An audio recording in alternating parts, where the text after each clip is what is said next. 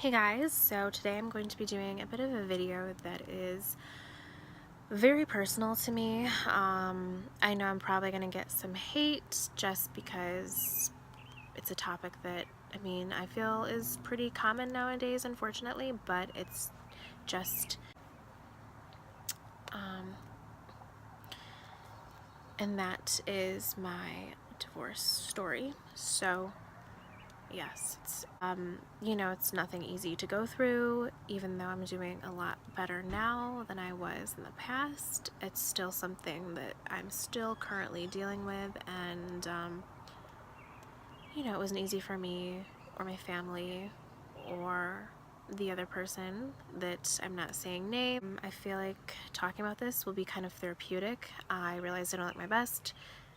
I do care, but at the same time, it's not about that in this video at all. I'm kind of telling you my story, and I feel like maybe some of you guys can relate, who maybe are going through the situation, went through it, or you might be in a situation where you're wondering what to do. So I guess I'm just gonna dive right in. I am 22 right now. In April of 2016, I met this guy. We met on Instagram. I actually DM'd him first and we hit it off really well. He actually said that he had seen my profile but was too nervous to say anything, so he was glad that I, messaged him, and we just hit it off. We talked all day. Like, I messaged him at night and he got back to me the next morning, and we literally just messaged all day long. At the end of that first day, he actually asked me out, and the following weekend I went to visit him. He was going to a college a couple hours away from where I lived, and so the first weekend after we met, or started dating, we met. On the weekends, I would go visit him, he would come back home, so we would spend the weekend together, and pretty much as soon as the semester ended, which wasn't that long after we started dating because we met in April, throughout that entire summer we saw each other every single day. I was working, so I didn't have a whole ton of free time, but the free time that I did have was pretty much spent with him. Any free time I had, I was basically spending it with him. Like, I literally wanted to spend all my time with him. We just hit it off so well that to me it wasn't an issue. I did know that at the end of the summer he was going to be leaving for basic training for the Army. He had made a couple comments about proposing to me. I feel like I knew it was going to happen at the end of the summer, but it's nothing that I forced, because I'm the kind of person where I'm not going to force you to propose. Like, I want you to do that on your own. Same thing with anything, you know what I mean? Like, I've been through things and I've learned you're going to do what you want to do, and I'm not going to force someone to do something they don't want to do. If they don't, then they don't. So the end of the summer came, and about a week before he left for basic training, he proposed. He talked to my parents, and somehow they miraculously said yes, which I later found out was because, I kind of have been through the ringer with relationships. I seemed really happy in this relationship, and we seemed to get along very well, and I had dropped out of college a year prior to that, and I was working at an assisted living facility. That's when my quarter life crisis, I feel, kind of began, is because I didn't know what I wanted to do. I was thinking about moving, and I feel like they thought this would be a good opportunity for me. I think they thought that I would be really happy, and he told them that he wanted to take care of me, that he, no matter what, this is what he wanted, even if it went bad, he wouldn't just leave me. So, he proposed, I said yes. He left about a week later, he left for training, and we wrote letters. I wrote letters every day, he wrote letters every day. You didn't get letters every day, though, in the mail, usually a couple times a week, but everything was going great. I went down for graduation, and then by myself. I flew down by myself. It was kind of like a family day weekend, so it was just me. I went, and we had a really good time. It was great. We talked about the wedding. Our plan was, as soon as he was done with basic training, we were just going to go to the courthouse and pack up and move to his duty station. So yeah, it was really nice though. It was my first time seeing him in like 2.5 months, and after Family Day weekend, he had another month because he, infantry. So they had to complete the final process to their basic training. Don't kill me. After Family Day weekend, I flew home and kind of just started getting the rest of my life together to get ready to move. And I flew down for actual graduation, like infantry graduation, everything. I flew with his stepdad, and this is where everything started to go downhill. I don't know what it was. It was very stressful. Traveling with your in-laws, soon-to-be in-laws, I think is never super easy. I mean, at least I've never had that experience. When we went through security, my license, I guess, was expired. Literally had expired like a day before that, and I just, how sometimes things happen, you just aren't paying attention. And his stepdad kind of made a huge deal, like, oh, you really got to make sure you get that taken care of, which, yes, I understand, but his stepdad is the kind of person that just asks a lot of questions and sometimes just frets and worries, and it's to the point where sometimes you can only worry about something so much, and it was just not a very good. I just knew from that moment it wasn't going to be a very good trip, or I was just, I feel like that was like the foreshadowing to everything. The first time I ever traveled or flew was the month prior to this, when I flew by myself down to, my soon-to-be husband's graduation. I wasn't that familiar with flying. I flew into Atlanta, so, crazy airport, but I figured it out. So when I traveled with his stepdad, his stepdad hadn't traveled in like 20 years. So, and he's just not a flying person.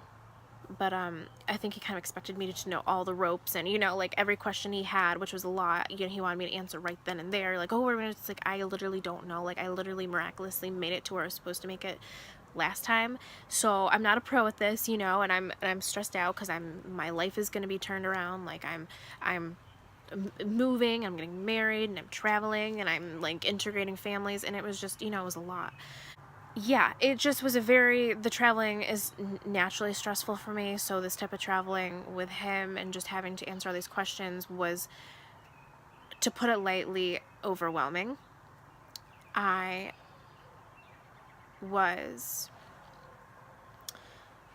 having some thoughts on the way down there that maybe I didn't actually want to get married. But I feel like I kind of brushed it off to the side because I just felt like it was just my thoughts kind of,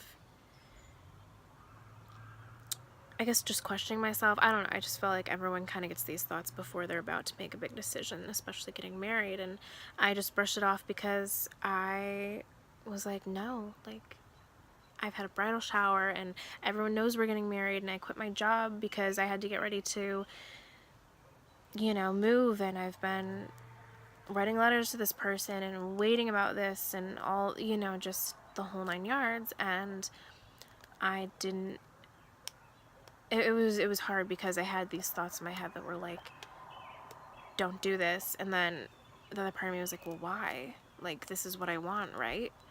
And I was just so confused, and I couldn't really think too much because in that moment I was traveling, and I was traveling with his stepdad, who was asking me a million questions, and it was very overwhelming because I didn't have time to think or hear my own thoughts, and I just didn't know what else to do. The first time I saw him, my soon-to-be husband, was when it was the day after we got into Atlanta. We got in the evening, and they had their ceremony the next day. And with infantry, they do the cord,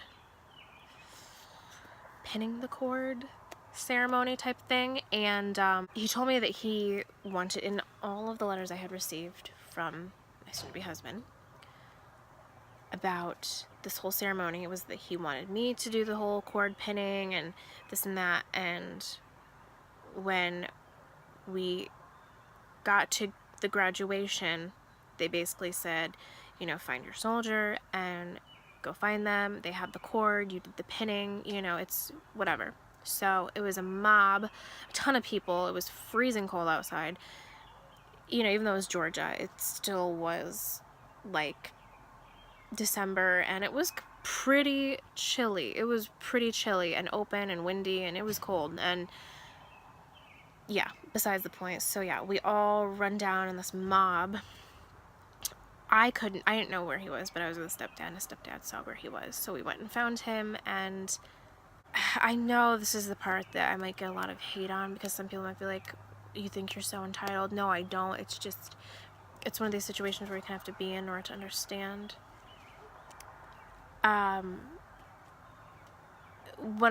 When we actually got to where all the soldiers were and found him, his stepdad hugged him first, and I was like,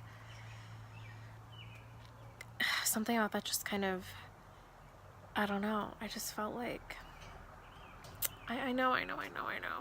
And then his stepdad pinned the cord on him. And it was in that moment where I just had this feeling that I felt like I was always going to come second, and I had already dealt with that a lot in my other relationships, and I'm the kind of person where I don't have to be the main priority, which I know some people might be like, well, when you're in a relationship, like, you should be, but like, for me, I just expect to be a priority because I have my own life. I think everyone should have their own life, and I think everyone should have their own hobbies, and I get it. But the problem is that I just felt in that moment in my heart that it wasn't the right decision to make. And I met up with this lady who I actually met the month prior, and I was telling her how I was feeling, and she said that feeling, yes, could be cold feet, but it also might be something more serious. You know, sometimes you can be overthinking. Sometimes it's just what you're feeling is true, and it's really hard to sometimes figure out what the truth is and what is just you kind of telling yourself, you know, because we had about 2 weeks from the time we got back to New York State, from the time we left and we're in El Paso.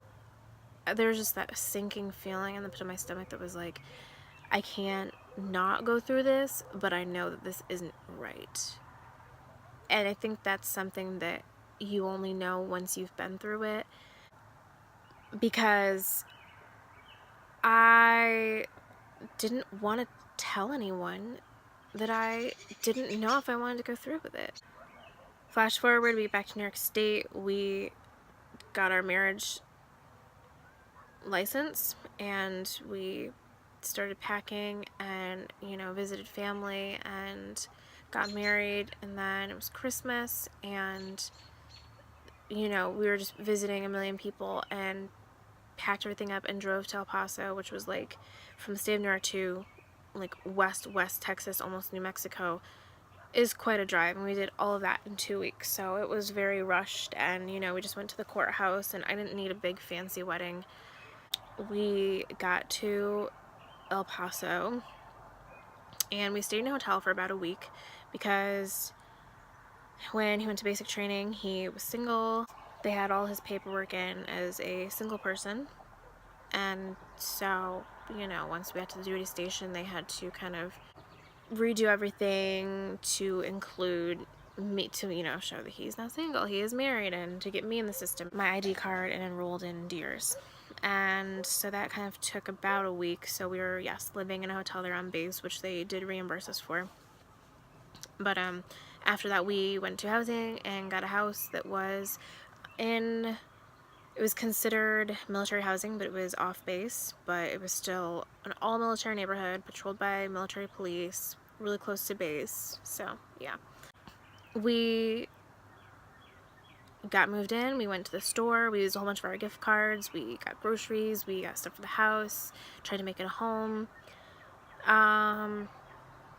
Yeah, it was definitely very exciting, but also very scary, because that was the first time I had ever been on my own, especially that far away from my family, especially with living with someone else, like a significant other.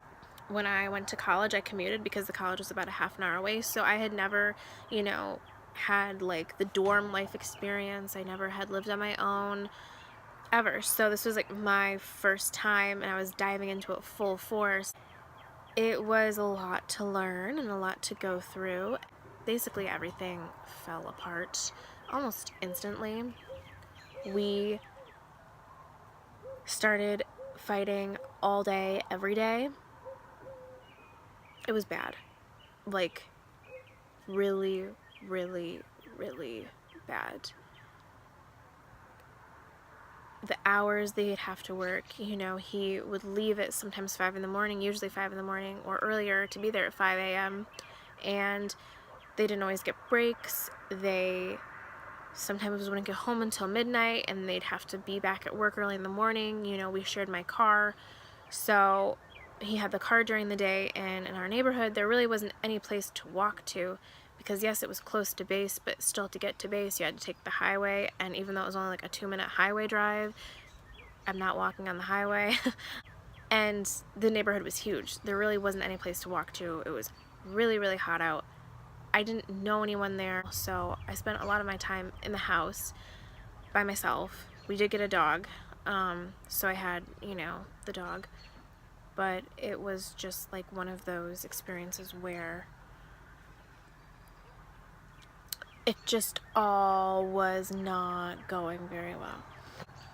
I was basically a housewife, which at first was fun, but then it got kind of boring, and I felt like I was putting my life on hold. I felt like his job always came first, and I understand that. That's the military, and I understood that when I was going into it, but I don't think I actually knew what I was getting myself into, because it's a whole different story when you are there living it, and it just was not, it wasn't good.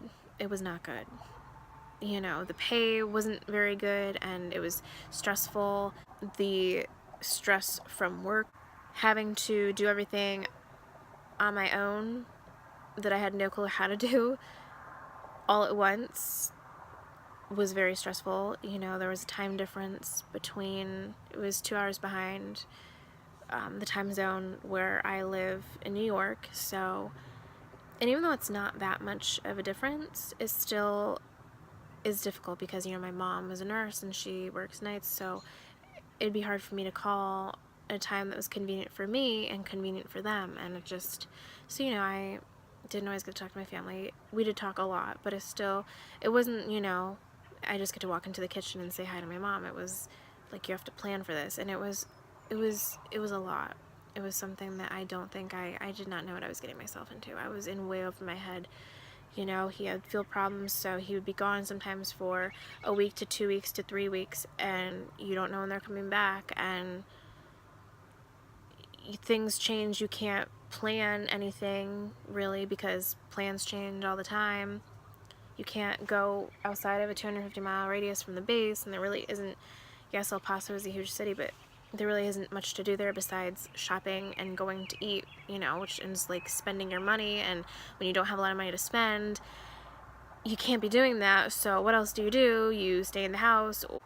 We just...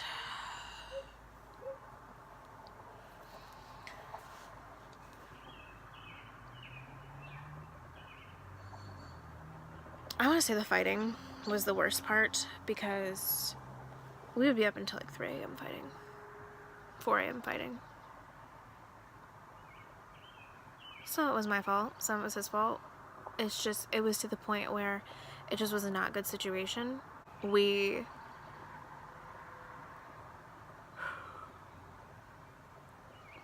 just... our personalities weren't...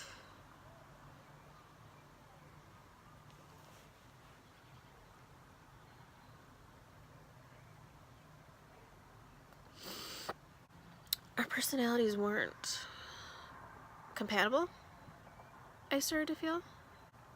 I didn't tell my family this. I told a few of my friends, but I didn't tell everyone the extent because I didn't want them to know how bad it actually was. It just was one of those situations where you stop for a minute and you are like, wow, I am in over my head. And I didn't know what to do. I wasn't working. I didn't have money to fly home by myself. I didn't have money to leave. No one knew how bad it was. I didn't know how to tell them. He had told me, your parents are going to be really pissed off if they know you want a divorce. So I didn't tell them because after being told certain things over and over, you kind of start to believe it. And looking back, I see how that just was not a good situation because I lost myself. I completely lost myself. It's like I didn't even have my own thoughts anymore. I was just in such a funk that I wasn't happy and I was stuck and I just felt stuck. And I don't want to say I believed what he told me, but what he said basically just made me be like, you know what? Fuck. There's no hope. I guess I'm gonna have to deal with it. Which made me start to resent him and resent getting married. And then I feel like I knew people were gonna tell me, well, you know what you were signing up for. Yes and no. Yes and no. I was young. I'm still young. But I don't...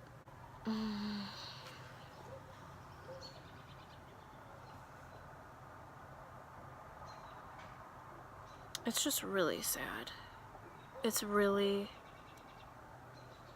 sad.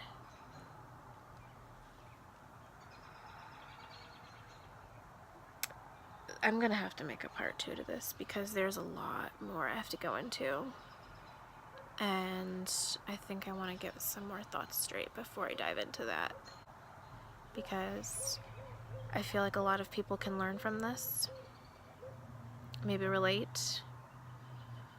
Or just have some insight. This is not easy. This is really not easy. Because I didn't get married thinking I was gonna get divorced. And I didn't get married thinking that marriage was gonna be that way. And sometimes you're not happy. And you realize it once it's too late.